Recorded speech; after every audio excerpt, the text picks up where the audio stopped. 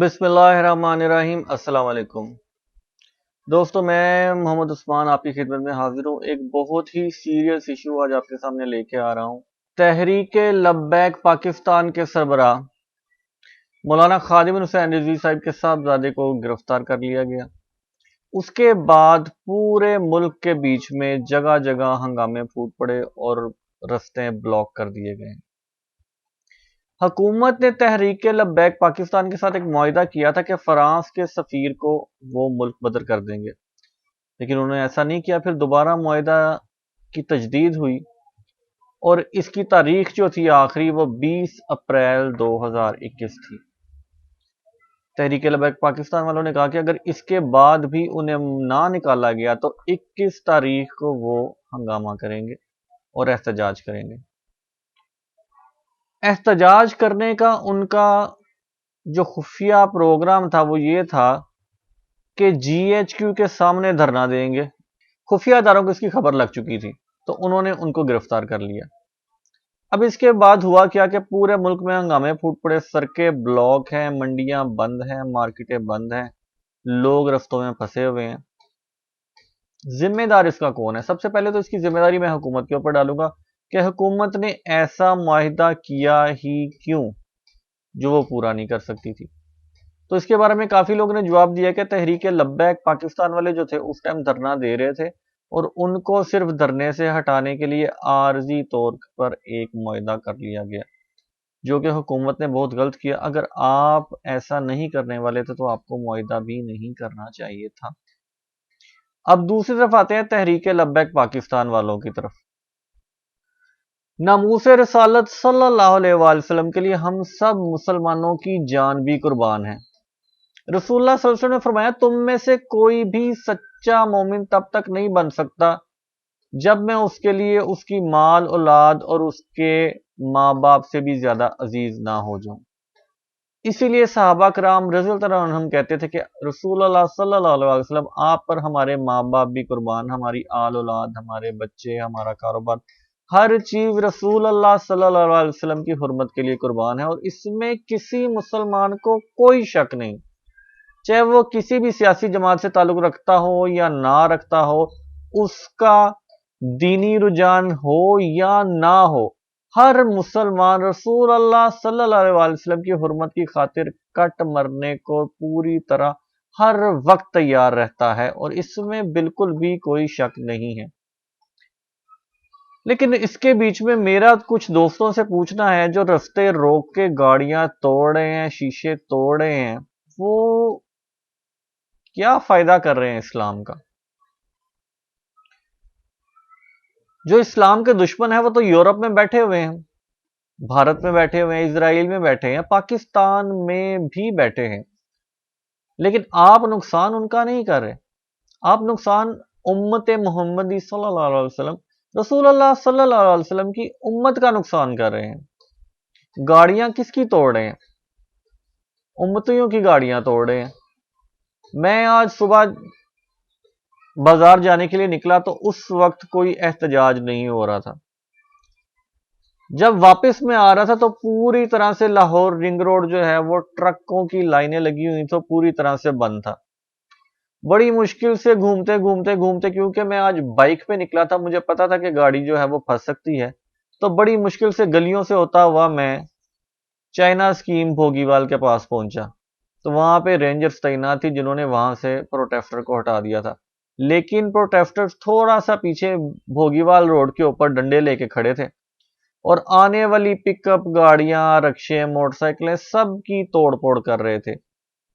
کچھ ہمارے علماء حضرات ان کے پاس پیچھے کھڑے تھے اور آگے نوجوان ناسمجھ لڑکے، جن میں سے زیادہ تر کچھ ایسے تھے جنہوں نے ڈنڈے ہاتھوں میں پکڑے ہوئے تھے، چھوٹے بچے 7 سے لے کے 10 سال تک کے، وہ فٹ پاتھ کو اکھاڑ کے اس کی ٹائلیں زمین پہ پٹک کے توڑ رہے تھے۔ میں تو وہاں سے بائک پہ فٹافٹ سے نکل گیا، لیکن آگے پیچھے جتنے لوگ تھے وہ سب ان کے ظلم کا شکار ہو رہے تھے۔ آگے دیکھا تو ایک پک اپ والا آ رہا تھا جو انتہائی پریشان تھا بیچارہ، اور اس کی پک اپ کے شیشے پہ ڈنڈا یا پتھر لگ چکا ہوا تھا اور اس کا شیشہ ٹوٹ چکا تھا۔ میں نے اس کو اشارے سے سمجھایا کہ آگے مت جاؤ، آگے احتجاج ہو رہا ہے، اس کا دل بے حد افسردہ تھا۔ میں احتجاج کرنے والوں سے پوچھوں گا کہ آپ احتجاج کریں، آپ کے احتجاج پہ کوئی اعتراض نہیں ہے، لیکن یہ کیسا احتجاج ہے جو آپ امت محمدی کو ہی تکلیف پہنچا رہے ہیں؟ وہ غریب آدمی جو گھر سے روزی کمانے نکلا ہے، اس کا کیا قصور ہے کہ آپ نے اس کی گاڑی کے شیشے توڑ دیے؟ ایک چنچی والا غریب آدمی اپنا رکشہ لے کے گزرا تو اس کو توڑ دیا، اس کو مارا پیٹا اور اس کے رکشے کو آگ لگا دی، اس کی زندگی بھر کی جمع پونجی انہوں نے جلا کے رکھ دی۔ ہو سکتا ہے وہ رکشہ کسی کا کرائے پہ لے کے آیا ہو، اب اس کی بھرپائی وہ کیسے کرے گا؟ تو آپ کس کا فائدہ کر رہے ہیں اور کس کا نقصان کر رہے ہیں؟ تو دوستو، احتجاج کرنے سے پہلے یہ سوچ لیں۔ میں آپ لوگوں سے سوال کرتا ہوں، بہت آسان۔ رسول اللہ صلی اللہ علیہ وسلم کی سیرت کو جاننے والے جو اتنے بھی لوگ ہیں جو احتجاج کر رہے ہیں، ان میں سے زیادہ تر تو بالکل لا علم ہے، ان کو بالکل کچھ نہیں پتا کہ وہ کر کیا رہے ہیں۔ لیکن جو ان سے احتجاج کروا رہے ہیں، ان میں سے کچھ پڑھے لکھے علماء بھی ہیں، میں ان سے پوچھتا ہوں، سوال کرتا ہوں، آپ مجھے بتائیں کہ رسول اللہ صلی اللہ علیہ وآلہ وسلم نے اپنی زندگی میں کتنی بار احتجاج کیا؟ مکہ میں رہے، ان کے اوپر ظلم ہوتا رہا، آپ اچھے سے جانتے ہیں، اتنا ظلم کسی اور کے اوپر نہیں ہوا۔ صحابہ کرام رضی اللہ عنہم نے کتنی تکلیفیں سہی، کس نے احتجاج کیا؟ رسول اللہ صلی اللہ علیہ وسلم طائف چلے گئے، ان کے اوپر پتھراؤ کیا گیا کہ انہوں نے وہاں پہ احتجاج کیا؟ رسول اللہ صلی اللہ علیہ وسلم کے 63 سالہ عرصہ حیات میں کتنی بار انہوں نے احتجاج کیا، کتنی بار رستہ روکا، کتنی بار؟ اس زمانے میں مانا گاڑیاں نہیں ہوتی تھی لیکن قافلے تو گزرتے تھے، کتنے قافلوں کو روک کے توڑ پھوڑ کی۔ آج لوگ گاڑیاں توڑ رہے ہیں، آپ بتائیں رسول اللہ صلی اللہ علیہ وسلم نے یا صحابہ کرام رضی اللہ تعالیٰ عنہ نے کتنے اونٹ زخمی کیے، کتنے گھوڑے کاٹ کے پھینکے؟ کیا ایسا کچھ کیا؟ بالکل ایسا نہیں کیا۔ اب بات آتی ہے دوسری طرف، مجھ سے اعتراض کرنا آپ کا حق ہے، لیکن رسول اللہ صلی اللہ علیہ وسلم کے دورے میں جنگیں ہوتی تھی، غزوات ہوتے تھے، لیکن پھر بھی ایلچی اور سفیر آتے جاتے رہتے تھے۔ جب رسول اللہ صلی اللہ علیہ وسلم نے حج کرنے کا ارادہ کیا اور مکہ تشریف لے کر گئے تو حضرت عثمان رضی اللہ عنہ کو انہوں نے ایک وفد کی صورت میں مکہ بھیجا کہ ہم حج کرنے کا ارادہ رکھتے ہیں، ہمیں آنے کی اجازت دیجیے، جبکہ ان کے ساتھ تو ہم حالت جنگ میں تھے۔ لیکن پھر بھی سفیر گئے، اور جب پتہ چلا کہ حضرت عثمان رضی اللہ عنہ کو شہید کر دیا گیا، جو کہ ایک جھوٹی خبر تھی، اس کے بعد ان کا بدلہ لینے کے لیے عہد کیا گیا، جس کو ہم بیعت رضوان کہتے ہیں۔ لیکن حضرت عثمان رضی اللہ عنہ واپس آئے، ان کے ساتھ معاہدہ کیا حالت جنگ میں، ان کے سفیر بھی آتے تھے اور مسلمانوں کے سفیر بھی جاتے تھے۔ اس کے بعد بھی دیکھ لیں آپ، خلفائے راشدین کے دور میں بھی کیسر و کسرا روم کے ساتھ اور ایران کے ساتھ جنگیں ہوتی رہی، لیکن سفیر آتے رہے جاتے رہے، ایلچی جاتے تھے آتے تھے۔ سفیروں کے آنے یا جانے کے اوپر اگر رسول اللہ صلی اللہ علیہ وآلہ وسلم کے دور میں بھی قدغن نہیں لگی تو آپ قدغن لگانے کا کیوں کہہ رہے ہیں؟ آپ کو نفرت ہے فرانسیسیوں سے، کوئی شک نہیں، مجھے بھی نفرت ہے، لیکن سفیروں کے آنے یا نہ آنے سے فرق نہیں پڑتا۔ حکومت پاکستان نے اپنا سفیر وہاں پہ تعینات نہیں کیا، اچھا کیا۔ حکومت پاکستان نے وعدہ کیا تھا کہ ان کا سفیر واپس بھیج دے گی، اگر وعدہ کر لیا تھا تو واپس بھیجنا چاہیے تھا، میں اس بات سے آپ کے اتفاق کرتا ہوں۔ لیکن اگر سفیر نہیں بھیجا، آپ کے ساتھ وعدہ خلافی کی ہے، آپ نے احتجاج کرنا ہے، آپ حکومت کے پاس جا کے اپنے مطالبات لے کے جائیں۔ عوام نے آپ کا کیا بگاڑا ہے؟ ایمبولنس کی جو ہے گاڑیاں وہ جا رہی ہیں، مریض بیچ میں مر رہے ہیں، ان مریضوں نے آپ کا کیا بگاڑا ہے؟ جو لوگ مر گئے ہیں ان کے قتل کا ذمہ دار کون ہے؟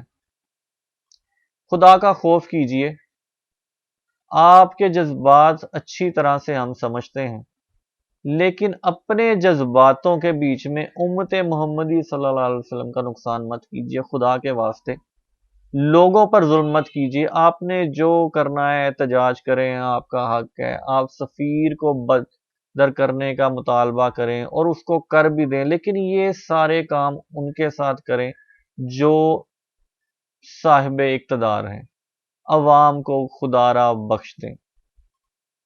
यकीन करता हूं कि आप मेरी इस वीडियो को पॉजिटिव लेंगे और मेरे ऊपर कोई गुस्ताखी का फतवा नहीं लगाएंगे। ला इलाहा इल्लल्लाह मोहम्मद रसूलुल्लाह सल्लल्लाहु अलैहि वसल्लम आशिक़ रसूल हूँ और आपको समझाने की कोशिश कर रहा हूँ। उम्मत मोहम्मदी सल्लल्लाहु अलैहि वसल्लम का नुकसान मत कीजिए, वरना कल रोज़े क़यामत वो आपका जब गिरेबान पकड़ेगा कि मुझे नाहक क्यों मार दिया गया, तो उस वक्त आपके पास कोई जवाब नहीं होगा।